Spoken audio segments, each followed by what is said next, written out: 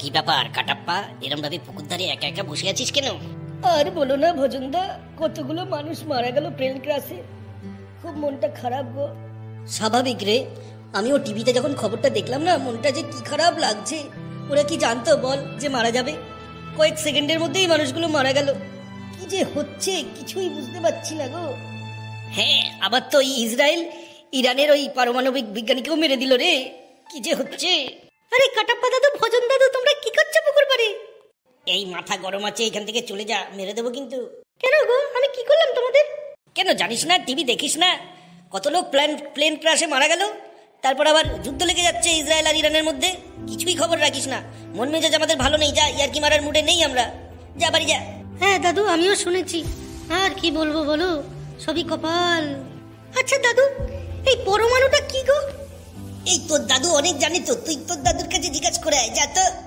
আরো একটা কাজ করতে পারিস, ওই পুলিশ কাকুর কাছে জিজ্ঞাসা করে আয়, উনি তো অনেক শিক্ষিত। ঠিক বলেছো, পুলিশ কাকুর কাছেই যাব। টাটা দাদু। না, পুলিশ কাকুর কাছে গিয়ে পুরোটা জানতে হবে যে পরমাণুটা কি। আর এই যে বলছে যুদ্ধ হচ্ছে, পরমাণু কি কাজে লাগে যুদ্ধের? না, সবকটাই জিজ্ঞেস করতে হবে।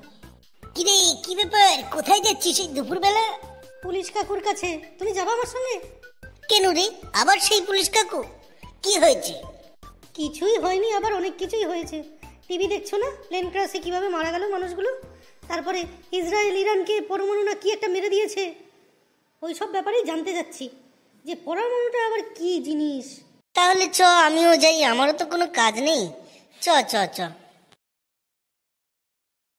ও পুলিশ কাকু, বাড়ি আছো? কাকু একটু বাইরে আসো না, কথা আছে। কি ব্যাপার তোদের, এই দুপুরবেলা এসেছিস? কিছু প্রশ্ন ছিল, তাই একটু জিজ্ঞাসা করব। তা চ, ঘরে চ, বস নিচে। বল তোদের কি প্রশ্ন? বলছি কাকু, পরমাণু বোমাটা কি গো? আচ্ছা, এই প্রশ্ন।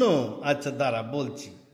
পরমাণু বোমা, যা পারমাণবিক অস্ত্র বা নিউক্লিয়ার অস্ত্র নামেও পরিচিত, এমন এক ধ্বংসাত্মক যন্ত্র যা পদার্থের নিউক্লিয়াস থেকে নির্গত বিপুল পরিমাণ শক্তিকে কাজে লাগিয়ে ব্যাপক ধ্বংসযজ্ঞ ঘটায়। এটি সাধারণ বিস্ফোরকের চেয়েও বহুগুণ বেশি শক্তিশালী এবং এর বিস্ফোরণ এতটাই তীব্র হয় যে এটি একটি বিশাল এলাকাকে সম্পূর্ণ ধ্বংস করে দিতে পারে। ওরে বাবা গো, এ তো ভয়ঙ্কর জিনিস। তা পরমাণু বোমা কিভাবে কাজ করে? পারমাণবিক বোমার মূল নীতি দুটো প্রধান নিউক্লিয় বিক্রিয়ার উপর নির্ভরশীল। এক নম্বর হচ্ছে পারমাণবিক বিভাজন, আর দু নম্বর হচ্ছে তোর পারমাণবিক সংযোজন। ওরে বাবা। এই পরমাণু বোমার প্রভাব বিস্ফোরণ, মানে এটি মোট শক্তির 40 থেকে 50% প্রচণ্ড চাপ তৈরি হয়, যা ভবন, অবকাঠামো এবং প্রাণীদেরও ধ্বংস করে দেয়। তারপরে তাপীয় বিকিরণ, এটি মোট শক্তির 30 থেকে 50% অত্যাধিক তাপ নির্গত হয়, যা কয়েক কিলোমিটার দূর পর্যন্ত সব কিছু পুড়িয়ে ছাই করে দেয় এবং মারাত্মক পোড়া সৃষ্টি করে। আর আয়রন বিকিরণ হলো, এটি মারাত্মক তেজস্ক্রিয়তা ছড়ায়, যা মানবদেহ ও পরিবেশের জন্য অত্যন্ত ক্ষতিকর। এর ফলে তাৎক্ষণিক মৃত্যু এবং দীর্ঘমেয়াদী ক্যান্সার ও জিনগত রোগ হতে পারে। আর তেজস্ক্রিয় পতিতাবিশেষ, মানে বিস্ফোরণের ফলে বায়ুমণ্ডলে ছড়িয়ে পড়া তেজস্ক্রিয় কণাগুলো পরবর্তীতে বৃষ্টি বা বাতাসের সাথে মিশে মাটিতে পতিত হয়, যা দূরবর্তী স্থানেও তেজস্ক্রিয় দূষণ ঘটাতে পারে।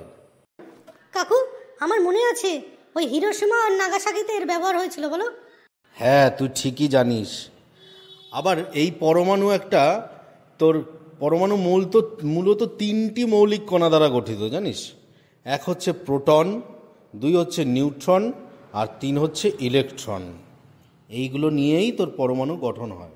মানুষ কেন বানায় বলো তো এরকম ভয়ঙ্কর জিনিস? আর কি বলবো বল, এক দেশ অন্য দেশকে ভয় দেখানোর জন্য এইসব বানায়। আলটিমেট কি হয় বলতো, মানুষগুলোই মারা যায়। এই দেখ না, ইসরায়েল ইরানকে মেরে দিয়েছে, কি অবস্থা বলতো। এ তো বিশ্বযুদ্ধের মতন, বলো? হ্যাঁ, যুদ্ধ যদি হয় আবার জিনিসপত্রের দাম বাড়বে, আর কি হবে। কাকু বাড়ি যাই, আজকে আর ভালো লাগছে না। হ্যাঁ কাকু, মনটা ভাল লাগছে না, যাই বাড়ি যাই, আবার তোমার সঙ্গে পরে দেখা হবে। হ্যাঁ যা, সাবধানে যা, আবার আসিস। আমাদের এই এলবি টুনস কার্টুন চ্যানেলের পক্ষ থেকে আমরা শোকস্তব্ধ কালকের যারা মারা গেছেন প্লেন ক্র্যাশে।